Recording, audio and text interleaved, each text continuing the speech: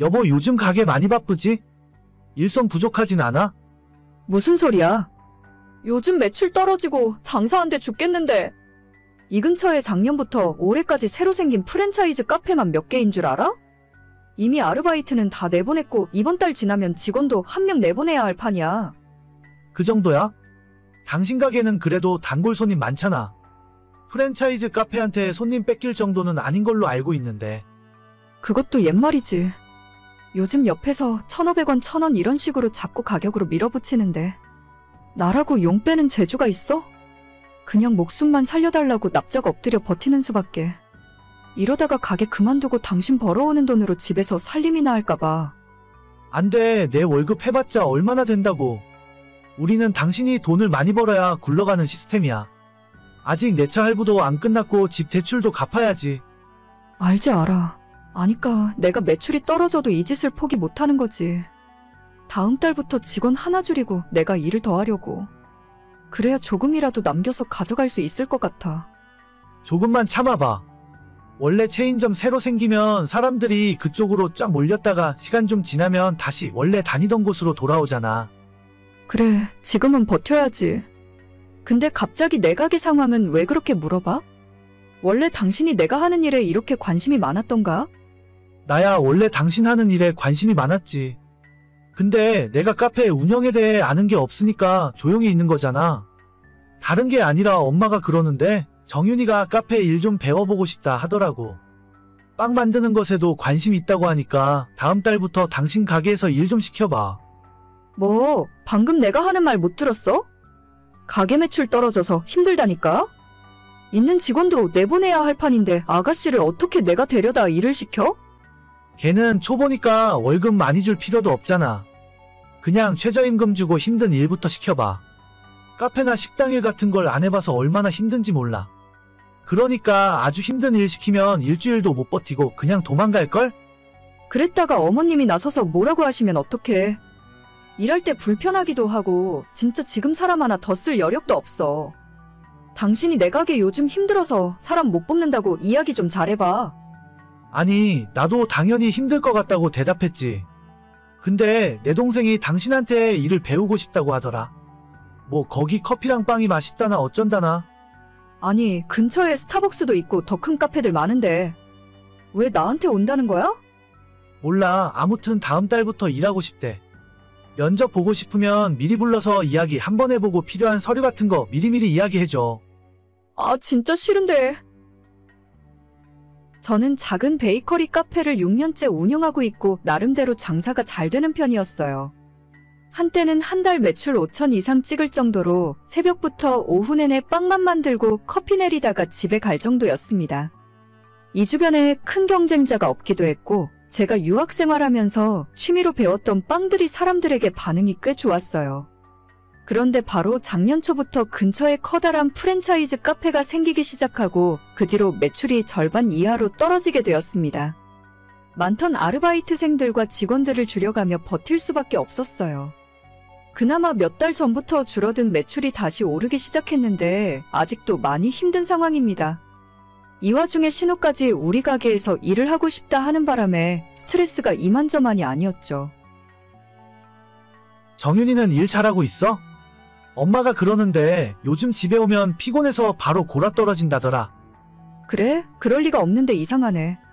엄마가 당신이 정윤이한테 일을 너무 많이 시키는 거 아니냐 걱정하더라고. 좀 쉬엄쉬엄해. 뭐? 내가 이러니까 아가씨 일 시키기 싫은 거야. 힘든 거 하나도 시킨 적 없고 직원들이 다들 뒤에서 뭐라고 해도 차라리 내가 더 하고 말지. 아가씨한테 시킨 적 없다니까? 그럼 걔가 왜 그렇게 피곤하다고 하는 거지? 나야 모르지. 맨날 집에서 빈둥대고 놀기만 하다가 갑자기 일어나서 움직이니까 힘든 거겠지. 아, 몰라. 힘들면 그냥 그만두라고 해. 어머님도 차라리 할 말 있으면 나한테 직접 하지. 뒤에서 당신한테 이게 뭐 하는 건지 모르겠네. 그럼 그냥 주문받고 계산하는 거라도 시켜. 그건 그렇게 안 힘들잖아. 주문받는 게 얼마나 스트레스 받고 힘든데. 그리고 빵 만드는 법 배우고 싶다며? 그렇긴 한데 막상 해보니까 힘든가 봐. 그냥 편한 거 시켜. 계산하는 거? 계산하는 거 힘들다니까? 아, 몰라. 그럼 당신이 그거 시키라 했다고 내일부터 아가씨 계산대 앞에 박아놓을 거야. 그래, 무거운 거 들고 걸어 다니니까 힘든가 봐. 당분간 적응할 때까지는 그런 일이나 시켜.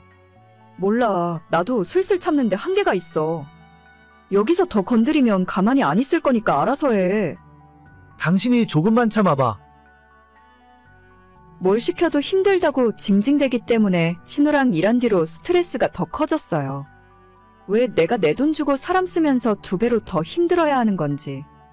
힘들면 그만두라는 식으로 좋게 돌려가며 이야기했지만 눈치 없는 신우는 열심히 한다고 말만 하면서 전혀 달라지는 모습이 없었어요. 원래 일하던 우리 직원들도 신우 때문에 피해보는 것 같고 어떻게 빨리 내쫓아야 된다고 생각했었는데 며칠 전에 진짜 사고가 터지고 말았습니다. 이런 일로 무슨 경찰까지 불러? 정신이 있는 거야, 없는 거야? 도둑은 잡아야지. 나 절대 합의 안 해. 진짜 콩밥 먹게 할 거야. 너 미쳤어? 피해 금액이 얼만데? 얼마 갖고 이러는 거야? 계산대 맡긴 지난 일주일 동안 매일 꼬박꼬박 잘도 해드셨더라고. 지금 다 일일이 확인하고 있으니까 조금 기다려봐. 애가 용돈이 필요하니까 몇만 원 정도 가져갔나 봐. 그거 내가 갚아준다니까. 빨리 경찰한테 당신이 뭔가 착각한 것 같다고 신고 취소한다고 해. 지금 계산 끝났네? 하루에 작게는 15만 원, 많게는 30만 원 가져간 날도 있어. 총 180만 원이네. 이거 당신이 갚아줄 거야? 뭐? 180만 원? 뭔가 착각한 거 아니야? 어떻게 며칠 동안 그렇게 큰 돈을 가져가? 그러게나 말이야. 현금 결제 들어오는 거 전부 취소 처리하고 자기 주머니에 넣었더라고. 진짜 생각이 있는 건지 없는 건지 모르겠다. 기계에서 취소 처리하면 내가 모를 줄 알았나? 걔가 그런 일을 한 번도 안 해봐서 그래. 그냥 한 번 봐주고 넘어가. 아니, 나 절대 그럴 생각 없어. 이번 기회에 정신 똑바로 차리게 해줘야지. 야, 너 진짜 이럴 거야? 이러면 앞으로 우리 식구들 얼굴 똑바로 못 봐. 괜찮아. 어차피 앞으로 안 볼 생각이었어. 그게 무슨 소리야? 당신이랑 당신 식구들한테 질렸다고 이제. 그냥 여기서 끝내자. 끝내자니 그게 무슨 소리야? 끝내자고. 결혼하고 지금까지 당신은 내 발목 잡는 일만 하는 것 같아. 결혼은 서로에게 뭐 하나라도 도움되는 게 있어야 하잖아. 나는 처음부터 지금까지 쭉 손해만 봤던 것 같아. 너 진심이야? 이 와중에 나랑 이혼하겠다고? 그래, 당신이랑 이혼할 거고 도둑은 합의 없이 법대로 처벌할 거야. 이번 기회에 전과 하나 달면 앞으로 취업도 못할 테니까 적어도 남한테 피해는 안 끼치고 살겠지. 야, 너 진짜 말 다 했어? 당신 차키랑 내 집 카드키까지 다 놓고 나가. 꼭 그렇게까지 해야겠어? 너 농담하는 거지? 지금 와서 생각해보면 저런 인간이 뭐가 좋다고 결혼까지 했는지 모르겠어요. 나만 좋다고 평생 날 위해 살겠다며 사탕발림하던 인간이 결혼하고 겨우 2년 만에 손바닥 뒤집듯 사람이 달라지더라고요. 남편 타고 다니는 차도 제가 리스로 뽑아준 거고 집은 원래 처음부터 제가 살던 집이라서 그냥 남편만 빈손으로 쫓아내면 끝이었습니다. 개념 없는 시어머니는 처음엔 저보고 경찰에 왜 신고했냐면서 미쳤다고 화를 내더니 이제는 상황 파악이 됐는지 합의해주고 고소 취하해달라며 싹싹 빌더라고요. 저는 이제 와서 억만금을 줘도 합의해줄 생각 없고 끝까지 처벌받게 할 겁니다. 어차피 이혼하는 마당에 이 정도 선물은 해주는 게 좋을 것 같아요.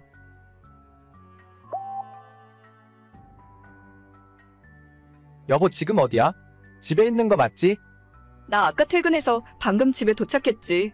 아까부터 그건 왜 자꾸 물어봐? 아니, 당신이 집에는 잘 들어갔나 걱정되니까 그렇지? 저녁에 뭐 먹고 싶은 거 있어?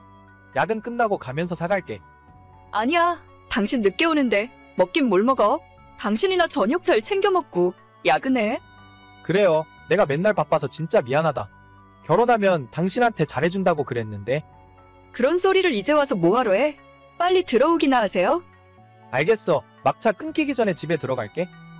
저는 결혼 3년 차 31살의 여자입니다. 남편은 결혼하기 전부터 저를 좋다고 따라다니던 사람이었고 당시에 남편에게 큰 관심이 없었지만 2년 가까이 연애 한번 하자고 따라다니는 당시의 남편에게 마음을 열어주었어요.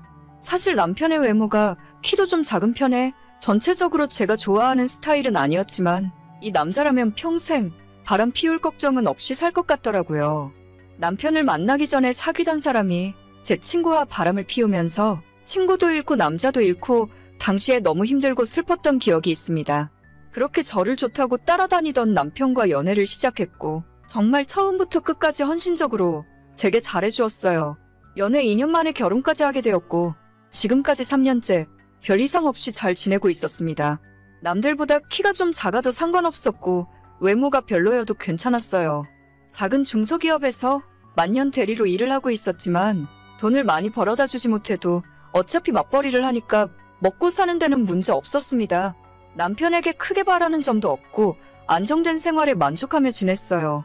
결혼 3년 차에 아이가 없는 것이 좀 아쉬웠지만 조금 천천히 우리가 지금보다 여유가 생겼을 때 아이를 갖기로 하고 둘만의 시간을 즐기면서 살았었죠. 결혼 전에도 대리였고 결혼 후에도 계속 대리해서 진급이 되지 않던 남편은 올해 들어서 갑자기 회사 일로 바빠지기 시작했습니다.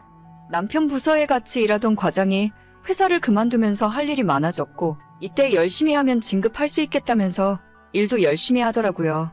하지만 그만뒀다는 과장이 유능한 사람이었는지 어쨌는지는 몰라도 하루가 멀다 하고 야근을 하고 매일 늦게 들어오는 날이 반복되었습니다. 여보, 나 오늘도 좀 많이 늦을 것 같은데. 기다리지 말고 일찍 자요. 아니 무슨 회사가 일주일에 3번을 야근을 시키냐? 그 회사는 당신 아니면 일할 사람도 없대? 하필 일이 가장 바쁠 때 과장이 그만둬서 그래. 그래도 요 시기만 좀 지나가면 괜찮아질 거야. 여름 휴가 때는 당신 좋아하는 제주도에 놀러 가자. 제주도고 뭐고 다 필요 없으니까 일찍 좀 집에 들어와. 요즘 우리 서로 얼굴도 제대로 못 보는 거 알아? 그럼 알지. 그래도 이렇게 일을 해놔야 토요일에 출근하는 일이 없어. 맨날 말만 그렇게 해놓고 저번 주에도 토요일에 출근했었잖아. 그래서 이번 주 주말엔 편하게 쉬기 위해서 일하는 거야. 우리 회사가 당신도 알다시피 체계가 좀 없잖아. 알겠어. 너무 무리해서 일하지 말고 저녁밥은 회사 카드로 맛있는 거 챙겨 먹도록 해. 알겠습니다. 오늘 진짜 늦을 것 같으니까 먼저 자. 무슨 놈의 회사가 사람 1명 빠졌다고 매일 야근을 시키고 그것도 모자라서 주말에 출근까지 시키는지 모르겠더라고요. 인력이 부족하면 새로운 사람을 뽑아서 충원해줘야 할 텐데 중소기업이라 그런지 뭔가 일 처리하는 것도 답답하고 옆에서 지켜보는 제 마음도 까맣게 타들어갔습니다. 혼자 저녁 먹는 날이 갈수록 많아지고 주말에도 토요일에는 심심치 않게 출근을 하더라고요. 그렇게 일을 하니까 일요일에는 피곤하다고 하루 반나절 내내 잠만 자고 우리가 얼굴 보며 대화하는 것도 드물어지고 외식을 하거나 데이트를 한 적이 언젠지 기억도 잘 나지 않습니다. 저는 남편에게 기대하는 것은 별로 없는데 소소한 부부의 일상이 깨지는 것이 싫더라고요. 이번에 진급을 안 해도 상관없으니 일을 좀 줄이고 나랑 시간을 더 보내달라고 해본 적도 있습니다. 하지만 그럴 때마다 남편은 자기가 이번에 진급을 해야 월급도 오르고 우리 부부가 아이 낳고 살기에 부족함이 없을 것 같다면서 일을 더 열심히 하더라고요. 그러던 어느 날 모처럼 남편이 출근 안 한 토요일이었고 남편은 전날 늦게 퇴근하고 점심때까지 일어나지 못한 채 잠만 자고 있었어요. 저는 남편이 일어나면 밥을 먹이려고 점심 준비를 하고 있었고 요즘 너무 피곤해하는 것 같아서 보약이라도 한 채 지어서 먹여야 하나 고민이 되더라고요. 그때 자고 있는 남편의 전화기가 울리더니 갑자기 일어나 씻지도 못한 채 옷을 갈아입고 출근 준비를 하는 겁니다. 저는 남편에게 나가지 말라고 했지만 회사에 갑자기 급한 일이 생겨서 어쩔 수 없다며 저녁 먹기 전까지는 들어오겠다 하고 황급히 집을 나가더라고요. 아니 누가 보면 회사를 혼자 다 먹여 살리는 줄 알겠습니다. 그 회사 사장도 그렇게까진 열심히 일을 안 할 것 같은데 떠난 남편의 뒷모습을 보다가 나 혼자라도 밥을 먹어야겠다 싶어서 점심 준비를 계속했어요. 그때 갑자기 제 핸드폰이 울리기 시작했습니다. 자기야, 나 지금 출발해요. 마누라한테는 회사 간다고 이야기 다 해놨어. 어디로 가면 돼? 저번처럼 그냥 처음부터 방 잡고 만날까? 저는 카톡을 보자마자 이걸 뭐라고 답장을 해야 좋을지 모르겠더라고요. 남편이 맨날 늦게 들어오고 주말에도 집을 비웠지만 바람을 피우고 있을 거라는 생각은 정말이지 단 한 번도 해본 적이 없습니다. 그만큼 남편을 믿기도 했었고 연애할 때부터 지금까지 다른 여자에게 눈길 주는 것도 본 적이 없었거든요. 남편의 외모가 여자들이 보기에 그렇게까지 매력적인 외모도 아니었습니다. 평균 이하의 키에 잘생겼다고는 하기 힘든 얼굴, 거기에 결혼하고 나서 체중도 많이 늘어나는 바람에 뱃살까지 두둑하게 잡히거든요. 돈도 별로 없는 이런 30대 중반의 유부남을 어떤 여자가 탐내겠나 하고 방심한 것도 사실이에요. 하지만 그렇다고 해서 제가 남편에게 함부로 대하거나 못해준 것은 전혀 없습니다. 이런 식으로 뒤통수 맞을 거라고는 상상조차 해보지 않았어요. 여보. 방금 카톡은 내가 친구한테 보낸다는 걸 잘못 보낸 거야. 친구랑 장난치느라고 그런 거야? 됐고, 너 지금 당장 집으로 들어와. 핸드폰 버리거나 삭제할 생각하지 말고 1분 안에 오지 않으면 후회하게 될 줄 알아? 여보, 일단 화내지 말고 내 이야기 좀 천천히 들어봐. 나랑 게임 같이 하는 동식이 있지? 걔한테 하는 이야기였어. 동식 씨한테 전화해볼까? 당신 친구들한테 다 전화해서 망신 주기 전에 헛소리 말고 들어와. 알겠어, 여보. 남편이 집에 들어오자마자 핸드폰을 뺏어서 확인하기 시작했어요. 바로 집으로 들어오라고 해서 그런지 남편은 바람 피운 흔적을 제대로 지우지 못했더라고요. 바람 피우는 여자와 나눈 카톡 대화방은 이미 지워버렸는지 확인할 수 없었지만 사진도 몇 장 찾을 수 있었고 문자와 카드 사용 내역 등 찾아보니 정말 쉽게 찾을 수 있었어요. 생각해보니 남편을 얼마나 확실하게 믿고 살았던 건지 지금까지 한 번도 남편의 핸드폰을 검사해본 적도 없었습니다. 그러니 굳이 남편도 철저하게 감추려고 하지 않았던 거죠. 최종 결정타로 숙박업소 이용 내역을 찾자마자 저는 더 이상 남편을 믿을 수도 없었고 이 결혼을 계속할 어떤 이유도 없었습니다. 정말 여자한테 인기라고는 전혀 없을 줄 알았는데 회사 부하 직원이랑 바람이 났더라고요. 그 여자는 5살 아들까지 있는 유부녀였고 이번에 저한테 들키게 되면서 그쪽 집안도 완전히 뒤집어졌습니다. 당장 상간녀 소송으로 고소장을 받게 생겼는데 집안에 숨길 수가 없었겠죠. 남편은 그저 한순간의 실수였다면서 제 바짓가랑이를 붙들고 울며불며 애원을 하더라고요. 저는 외모가 좀 떨어지더라도 착하고 나만 사랑해주는 남자라면 절대 바람 같은 건 피우지 않을 거라 생각했는데 그건 제 큰 착각이었어요. 연애할 때나 우리 결혼할 때도 남편에게 다른 건 다 용서해 줄 수 있지만 나를 두고 바람 피우는 것만큼은 절대 용서 못한다고 수도 없이 이야기했습니다. 한순간의 실수였건 계획적인 바람이었건 저는 그런 건 중요하지 않다고 생각해요. 부부 사이의 신뢰가 깨진 순간 결혼 생활도 거기서 끝났다고 봐야죠. 남편과는 더 이상 할 이야기가 없고 그 이후로는 변호사가 시키는 대로 절차에 따라 진행했어요. 이혼 서류를 작성하고 남편과 그 상간녀에게 위자료를 청구했습니다. 남편은 모든 걸 인정하고 제가 원하는 방향으로 이혼 서류에 도장을 찍었습니다. 다만 그 상간녀만큼은 자긴 바람 피운 적 없다며 끝까지 우기는 바람에 소송이 진행 중이고요. 그 소송 결과에 따라서 그쪽 가정도 깨지느냐 마느냐가 결정될 것 같네요. 애까지 딸린 이혼녀가 된다면 제 전남편과 합쳐서 가정을 이루면 딱일 것 같습니다. 상간녀와 상간남의 만남이라면 천생연분이 따로 없겠네요. 못생기고 여자에게 인기 없을 것 같은 남자라고 해서 믿고 살았더니 이렇게 뒤로 호박씨를 까고 있을 줄은 몰랐어요. 어차피 이렇게 될 바에는 얼굴이라도 좀 더 잘생긴 남자랑 결혼할 걸 그랬습니다. 그럼 억울하지는 않죠. 오늘의 사연은 여기까지입니다. 구독과 좋아요, 알림 설정은 많은 힘이 됩니다. 다들 행복하시고 좋은 하루 되세요.